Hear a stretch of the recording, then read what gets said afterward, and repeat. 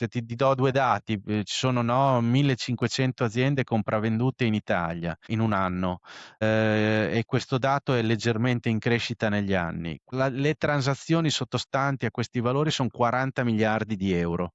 Cioè nel prossimo decennio c'è chi stima 400 minimo miliardi fino a 1000 miliardi di nuova liquidità e nuova ricchezza per persone che cedono le loro aziende. Cioè, per dare un numero, 400 miliardi sono le masse gestite dal primo asset manager in Italia, che è il gruppo Intesa San Paolo. Cioè, quindi gireranno nei prossimi 10 anni almeno tanti soldi freschi quanto, non so, 15 finanziarie del nostro paese o il primo asset manager. E questi sono capitali di imprenditori che vorranno investire in altre imprese il più possibile direttamente. Ecco, quindi noi saremmo uno delle opzioni che loro avranno per continuare a fare quello che una volta uno ha definito l'imprenditore in modo diverso, essere diversamente imprenditore, diciamo non più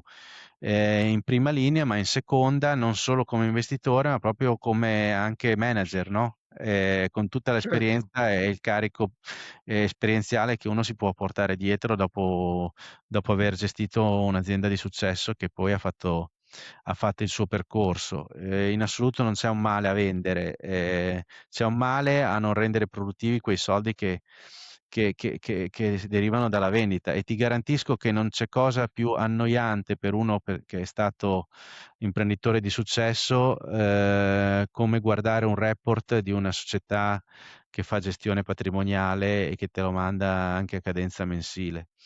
Cioè, perché va bene, come dicono tutti, lo yacht, la vacanza, il giro del mondo, ma questi sono persone che si sentono di dare ancora tanto, di poter dare ancora tanto al nostro paese, sono innamorati del loro lavoro e hanno venduto o per necessità, non avevano il passaggio interno in famiglia, o perché si erano resi conto che, insomma, la dimensione non era più quella consona per continuare a competere, o per altri problemi che sono anche familiari, classici, no? Certo. Di litigi, eccetera. Quindi è tutta gente che ha voglia di mettersi ancora in gioco, e noi li accogliamo molto volentieri con questo spirito.